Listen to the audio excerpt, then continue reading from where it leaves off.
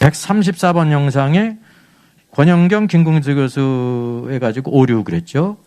이제 창세기의 뱀은 진짜 말을 했나요? 이런 주제를 이제 CBS 신학번지에서 다뤘습니다. 그래서 말을 했다는 건가요? 안 했다는 건가요? 그러니까 이제 뭐라고 합니까? 드디어 입장을 근데 뱀은 말을 하지 못한다. 예. 성경 근데 뱀이 말했다고 그랬어요? 그러니까 이제 이거를 해석해야 될 거 아닙니까? 그래서 김궁주 교수와 권영경 교수가 바로 뭐냐면 창세기를 닭귀처럼 읽지 말라는 힌트는 성경 본문 전체에 포함되어 있다. 우리가 너무나 모르게 무식하게 성경을 그게 닭귀처럼 생각한다는 거예요. 닭귀가 아니면 뭘까요? 픽션이죠. 픽션, 문화. 이분의 성경을 그렇게 보는 거예요. 또 여기에 있는 것처럼 또 발람의 나귀가 발람을 책망했는데 그거를 말했다고 생각하는데 이 사람의 생각은 그게 잘못됐다는 거죠. 예? 발람의 어리석음을 책망하는 거다 이렇게 얘기하지 않습니까? 그리고 여기 뭐냐면 왜 뱀으로 하여금 말을 하도록 했지? 뱀이 말을 하는 이야기를 통해 창세기 저자가 하고 싶은 이야기가 뭐지? 이러면서 이걸 해석이라는 이름하에 뱀이 말을 한 게 아니라 딴 의미를 가지고 말했다. 이렇게 이거를 성경을 부인한다는 것입니다. 이게 다 이제 이 사람의 이제 무천년설이 다 이렇게 생각한다는 게 아니에요. 중요한 거는 무천년설에 관한 요한계시록의 책을 극찬을 한 이 사람의 이제 사상이 뭐냐, 신앙 사상이 뭐냐를 할 때 이런 사상을 가진 사람이 이거를 이렇게 반긴다는 거죠. 왜냐하면 무천년설은 요한계시록을 뭐로 간주해요? 계시가 아니라 묵시문학. 요한이 자신의 생각과 사상과 의도를 가지고 막 이렇게 썼다고 말한다니까요. 여기에서도 마찬가지로 창세기는 실제 일어났다는 일을 사실 그대로 모사하고 있는 걸까? 그러니까 있다는 거예요? 없다는 거예요? 아니라는 겁니다. 실제 있던 일이 아니다. 그거를 지금 말하고 있는 거예요. 어쩌면 닭귀 같은 거는 아닐 수도 있겠다 이렇게 생각이 된다는 거죠. 이런 분이 바로 이제 그레고리 비일 요한계시록을 극찬하는 겁니다. 왜냐하면 묵시문학으로 간주하거든요. 묵시문학. 여기 또 하나 있습니다. 21번 영상에 권영경 교수가 뭐냐면 다른 종교의 구원이 흔히 없다고 하는데 그러면 큰일 난다. 신중함과 겸허함으로 다가야 된다. 신중한 건 좋아요. 겸허한 건 좋은 건데 어디에도 겸허하고 어디에도 신중해요? 예수 그리스도만 믿어야 구원받는다는 것 신중해야 된다. 겸허해야 된다. 그 얘기예요 지금. 그래서 여기 낸시량이 말하지 않습니까? 다른 종교 믿어도 구원받을 수 있나요? 묻습니다. 그랬더니 뭐냐?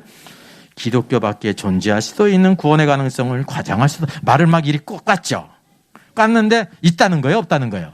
다른 종교에도 구원의 길이 있다는 거예요. 이분이 기독교학 교수죠. 만약에 그랬다고 하면 만약에 1%라만 있다고 하더라도 안심하면 안 됩니다. 성경을 대수정해야 되고요. 그리스도의 유일성을 철회해야 되는 겁니다. 이런 분들이 무천년설을 선호한다는 거죠. 그러니까 사상적으로 어때요? 일맥상통해. 창세기는 닭귀가 아니다. 그러니까 요한계시록도 계시가 아니라 뭐라는 데는 동의하는 거예요. 문학이다, 묵시문학. 요한이 자신의 생각과 사상을 가지고 이 나쁜 로마 새끼들은 다 죽이고 세상은 멸망시키고 우리 교회는 하나님께서 이렇게 영광스럽게 하실 거라고 이렇게 자신의 생각으로 썼다는 겁니다. 이게 얼마나 심각한 겁니까? 제가 볼 때 너무나 심각해요. 이게 바로 무천년설이라는 거예요. 그래서 성경을 다큐로 읽게 되면 오히려 많은 것을 놓칠 수도 있다 그래요.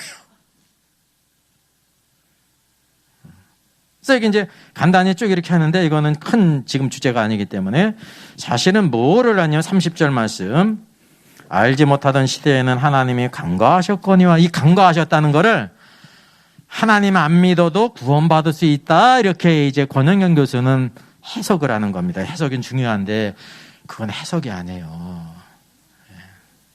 성경으로 그것을 이해해야죠.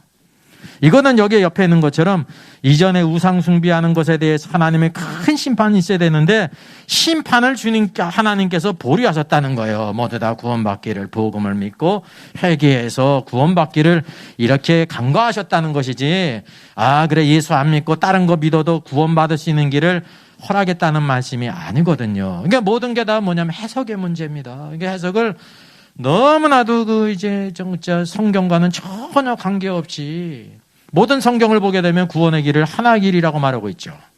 예? 나는 길이요 진리요 생명이니 그랬지. 만약에 그게 아니라고 하면 예수님이 뭐라고 말씀하세요? 나는 길이요 진리요 생명인데 0.1% 권영경 교수가 말한 대로 다른 종교도 구원이 있다 이렇게 말씀하셔야죠. 근데 그게 있어요 없어요? 없다니까요. 사도들이 뭐라고 그랬어요? 다른 이름으로서는 구원을 받을 수 없나니 천하 인간의 구원 얻을 만한 다른 이름을 왜 주신 일이 없다 그랬거든요. 이거 고쳐놓고 해야지. 근데 너무 양심이 없어. 그런 것도 안 고쳐놓고 그렇게 주장을 하는 거예요. 제가 이렇게 말씀드린 이유는 성경적인 근거가 없는 자신의 생각이라는 사실이죠. 네. 예수 안 믿고도 다른 종교도 구원받을 수 있으면 좋겠다는 생각입니다. 이제 이게 좋은 생각 같죠. 인간적으로 좋은 생각이잖아요. 하나님께서 보자 악한 생각입니다. 예수를 부인하는 악한 생각입니다. 이런 분들이 교회적으로 활동을 많이 해요. 집회에도 가고 세미나도 가고 헌신 예배도 가고. 또 여기 이제 에스라 성경대학원 조성민 교수. 이 주석의 장점은 본문을 한 절씩 깊이 있게 서기하면서 본문의 배경과 상징 사용을 구약성경 세밀하게 했다 그랬습니다. 여기서도 뭐 배울까요? 에스라 성경대학원 가면 뭘 배워요? 계시록을, 무천년을 배우는 거예요. 저는 무천년을 배우면 왜 무천도사가 생각나요?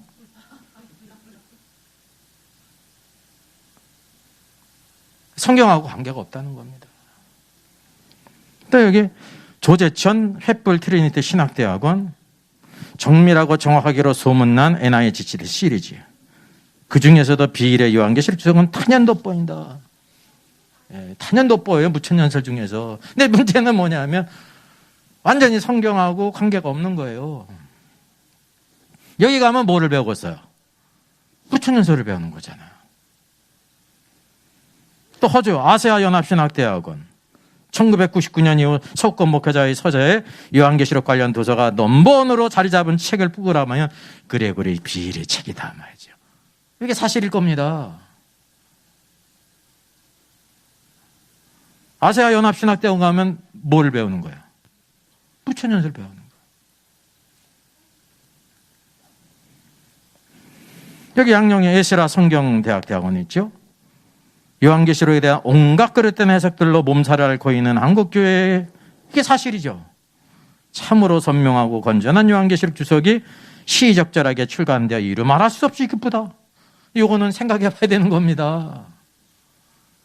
예. 이 대학원 가면 뭐 배워요?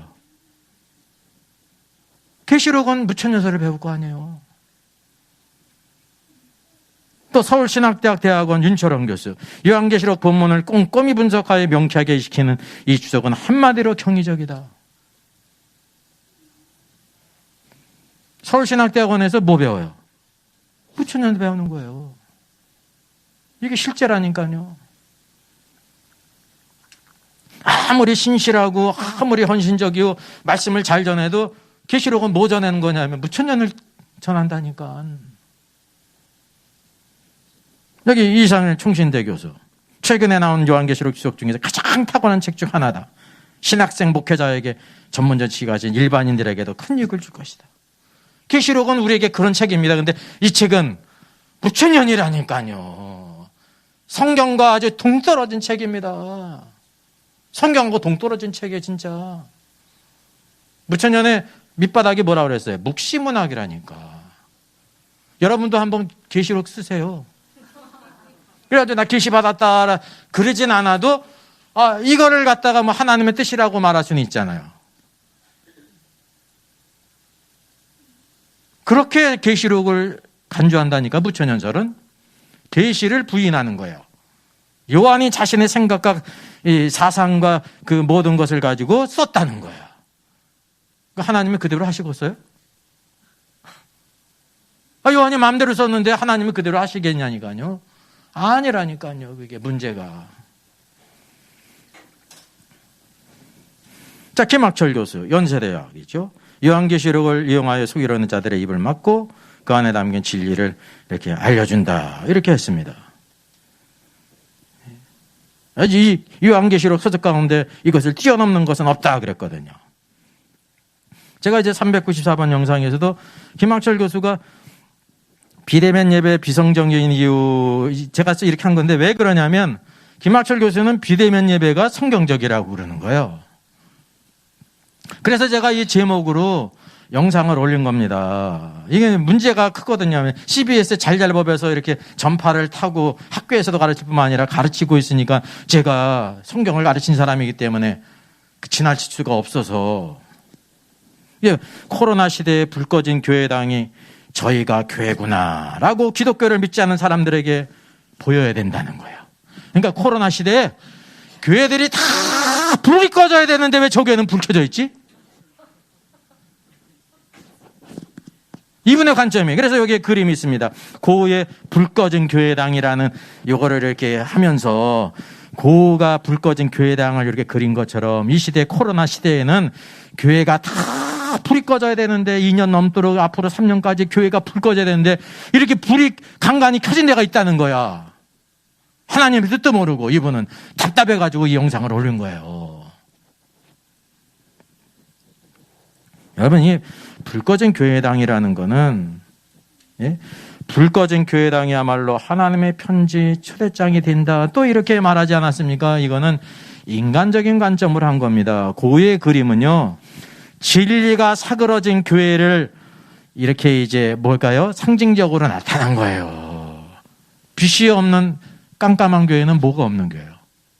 우선 외적으로 뭐가 없어요? 모이질 않아. 예배를 안 드려. 내용이 뭐가 없는 거예요? 말씀과 성령이 없으니까 불 꺼졌죠. 여러분 집이 불 꺼지면 좋겠어요? 불 꺼진 데서 살겠어요? 불이 켜질 때 켜져야지. 잠잘 때는만 끄고. 이 그림도 잘못 인용한 겁니다. 이게 성령의 불이 꺼진 교회를 묘사한 거거든요. 그러니까 불 꺼진 교회는 모두 꺼진 거예요. 불도 끄고. 성령도 꺼진 거지. 근데 이분은 모든 교회가 코로나 시대에 다 교회가 불이 꺼져야 되는데 이렇게 불이 켜진 데가 있다는 거예요. 너무나 안타깝다는 거죠. 세상 사람이 보고 뭐를 배우겠냐는 거예요. 그러니까 제가 이걸 보고 지나칠 수가 있냐니까요. 완전히 빛나. 이런 분이 찬사한 게 바로 뭐냐면 그레고리 비일의 요한계시록이에요. 왜? 요한계시록은 묵시문학이다. 요한 신학을 가지고 썼다. 요한이 자신의 신학을 가지고 성경을 쓴 거다. 그렇게 말한다는 것입니다. 그래서 이게 모이면 사회에 해악을 끼치기 때문에 모이면 안 된다는 거예요. 교회가 방역수칙을 다 지키면서 교회만큼 잘 지키는 데가 어디 있습니까? 이게 무조건 모이면 사회에 해악을 끼친다는 거야. 이제 이 관점이 문제예요. 그래서 생각이. 사람의 생각이요. 이렇게 타락을 했습니다. 우리가 예수를 믿어도 우리의 생각이 타락했다는 걸 아셔야 돼요. 우리 생각이 구원을 못 받았어요. 말씀으로 변화가 돼야 되는데 생각이 새로워져야 되는데 생각은 새로워지지 않고 자신의 생각을 가지고 하나님의 뜻이라고 그렇게 말하는 거 아닙니까? 그 사람들은 이분이 교수시니까 믿어요, 안 믿어요? 믿는 사람이 많다니까요. 댓글 한번 가서 보자니까요. 김학철, CBS 치고 들어가 보면 댓글 보면 알 거 아니에요. 거의 80% 이상 90%가 교수님 같은 게 있으니까 참 의지가 됩니다. 바르게 가르쳐서 감사합니다. 그렇다니까요. 왜? 끼리끼리 모이니까 그런 거예요 또. 그런 사람이 많이 모여요. 여기 또 뭐가 있냐면 진화론은 과학이기 때문에 진리라는 거예요. 오늘 교회가 그것을 너무나 무지해가지고 진화론은 잘못했다고 얘기하는데 진화론은 과학이기 때문에 그게 진리라는 거예요. 그리고 성경의 창조와 아무 문제가 되지 않은 거예요. 이분은 창조도 믿고 진화도 믿는 거예요. 한 달에는 이쪽이 고치고 한 달에는 이쪽이 고친 거야. 근데 이게 이렇게 할 수가 있어요, 없어요? 없는 거예요. 없어야 정상적이에요, 이게. 그거 가능하다고 생각하는 사람은 용인 가든지 청량리 가야 되는 거예요. 어딘지도 모르네.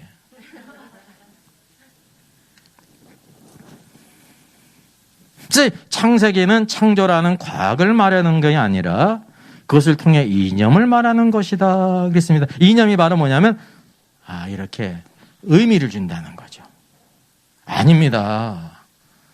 창조를 보여주고 있고 모든 것이 하나님으로부터 창조됐을 뿐만 아니라 창조에 하나님의 뜻을 여기에 나타난 것이 있습니다. 창세기에. 창조에 대한 것도 이런 관점을 가지고 있는 거예요. 근데 이런 걸 좋아하는 사람이 거기에는 많아요. CBS에서 잘잘법에게 댓글을 한번 쭉 보시라니까. 이 땅의 그리스도인들의 신앙의 수준이 어떤 건지를 알 수가 있습니다. 그러면 만약 이분은 진화론을 이렇게 수용하는 게 천동설을 포기하면 신앙을 포기하는 것으로 생각한다고 말하고 있습니다. 그러면 천동설을 그 당시에 가톨릭 교회가 잘못했죠. 그게 가톨릭이거든요. 근데 이거를 여기에 적용하는 게 경우가 맞습니까? 전혀 틀리는 겁니다, 여러분, 이것은. 또 이분은 뭐냐 하면은 이 헌금에 대해서도 이런 관점을 가지고 있습니다. 여기 성경에 중요한 것은 헌금이 있는데 여기 성경에도 고린도후서에서 나오잖아요.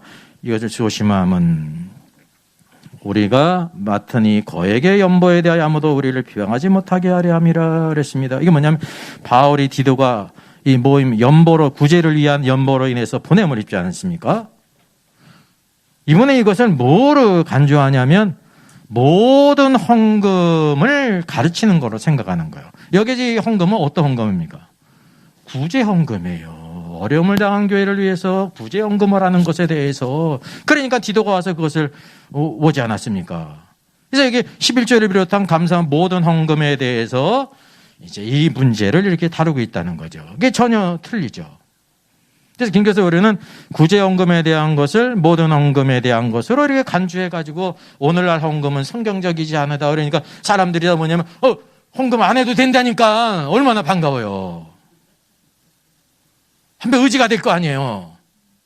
그렇지 않습니까? 인간적으로. 근데 성경에는 관심이 없는 거, 하나님의 뜻에는 관심이 없는 거죠. 여기 고린도전서 16장도 마찬가지입니다. 성도를 위하는 연보에 관하여는 갈라디아 교회에 행한 것처럼 너희도 그렇게 하라. 매주 첫날에 너희가 각 사람이 수입에 따라 모아두었다가 라고 할 때 여기도 뭐 특별한 거 구제헌금을 가리키는 겁니다. 이 연보는 준비해서 수입에 따라 따로 저축했다가 이렇게 도우라는 거죠. 근데 여기 기쁜 마음으로 해야 되고 각자의 또 형편에 맞게 하라 그랬습니다. 그러니까 여기 김학철 교수의 오류는 뭐냐면 어려운 교회를 돕는 구제헌금에 대한 것을 모든 헌금으로 이렇게 해가지고 헌금은 그러니까 그렇게 어쩌다 한 번 하면 된다는 거죠. 오늘날 그러니까 헌금이 교회가 잘못했다는 거야. 이게 얼마나 잘못된 가르침입니까?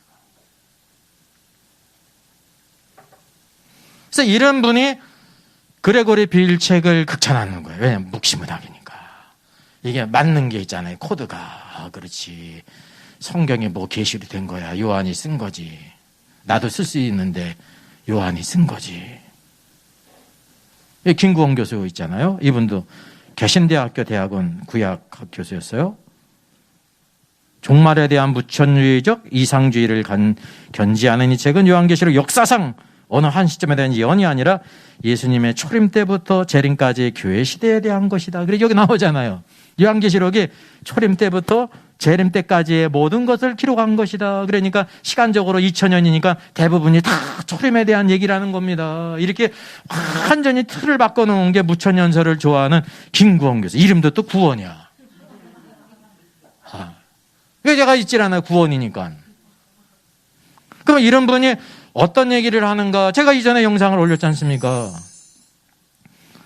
요나서는 소설인가 픽션인가 할 때 여기 김영경 교수와 김구원 교수, 실제는 사실이죠. 이분은 이게 실제가 아니라 소설이라는 거. 요나가 이렇게 소설을 썼다는 거예요. 픽션을. 김경서 얘기하잖아요. 요나서를 이방 신화인 바알 신화에 연관해서 해석하는데, 이제 뭐냐면 첫째, 요나가 큰 물고기 고래 속에 들어갔다. 바알 신화는 코골이 물고기 고래가 죽음을 상징한다. 그래 이 두 가지를 더해가지고 고래 뱃속에 들어간 건 요나의 죽음을 의미한다. 그래가지고 이거를 이렇게 요나가 실제 있었던 일이 아니라 이렇게 글로 쓴 거래. 픽션으로 썼다고 그렇게 얘기를 한다니까요. 이 김구원 교수. 이분이 바로 이 비일의 책을 극찬하는 거예요. 그러니까 성경에 뭐를 훼손해요? 계시성과 역사성을 완전히 부인하지 않습니까? 그래서 이제 권영균 교수가 그럼 성경의 이야기가 사실이 아니란 말인가요? 라고 하지 않습니까? 네. 성경 이야기가 사실이라는 것을 부인하는 것이 아니라고 하면 요나서는 문학적 표현 소설이라고 말한다라고 이렇게 이제 맞장구서 얘기하는 거죠. 그래서 저자가 역사적 사실을 전달하는 의도를 갖고 있기보다는이라고 하면서 여기에 이제 이게 소설이라는 것에 이제 다큐멘터리가 아니 실제 있었던 일이 아니라는 것에 이렇게 동의를 합니다. 권영균 교수나 김구원 교수나. 그러니까 성경을 보게 되면 요나가 물고기 뱃속에 사흘 동안 있다가 나온 거 사실일까요? 픽션일까요? 그러면 사실이면 왜 사실이에요? 그걸 우리가 말할 수 있어야 돼요, 여러분. 그걸 말할 수 있어야 돼요. 예수님께서 뭐라고 말씀하셨어요? 마태복음 14장 40절에서 요나가 물고기 뱃속에 밤낮 사흘을 있었던 것 같이 인자도 밤낮 사흘 동안 땅속 중심부에 있으리라 그랬잖아요. 이게 픽션이라고 말한 거예요? 다큐멘터리라고 말한 거예요? 실제로 있었다? 그래서 예수님이 십자가 죽으시고 땅속에 가셨어요. 낙원이 땅속에 있어요. 사흘 동안 있다가 부활하신 게 나온 거예요. 그거를 보여주고 있기 때문에 요나보다 크니라라고 말하고 있는 겁니다. 그러니까 요나서를 통해서 누구를 보여주시는 거예요? 십자가에 죽으시고 부활하신 예수님을 보여주고 있는 겁니다. 예수님의 이름이 요나보다 더 크니가 여기 있다라고 말하고 있는 것입니다. 이게 아주 기본적인 성경을 무천년주의자들은 몰라요. 그리고 신학적으로 하면서 굳이 뭐라고 얘기하냐면 픽션이다. 예? 바알의 신화를 이렇게 모티브를 따와가지고 이렇게 패러디한 거다. 이렇게 얘기한다니까요. 그러니까 무천년설은 성경을 떠나서 얘기를 하는 거예요. 성경을 떠나서 얘기하는 사람이 누가 있어요? 무신론자, 공산주의자, 이교주의자. 그 사람들은 성경을 떠나서 얘기하지 않습니까? 성경은 갖고 있는데 성경을 떠나서 얘기한다는 거죠. 이건 초등학교 3학년도 하는 거예요. 예? 국문만 띄면 하는 거예요. 이게 국문학과 졸업해야 아는 게 아니에요, 이게. 성경을 알아야 된다는 거죠. 성경을 떠나서 우리가 믿음의 길을 전혀 알 수가 없습니다. 그냥 뜬구름 잡는 것입니다. 그러니까 이런 분이 바로 그레고리 비일 책을 극찬한다 말입니다. 왜냐하면 묵시문학이니까 계시를 부인하고.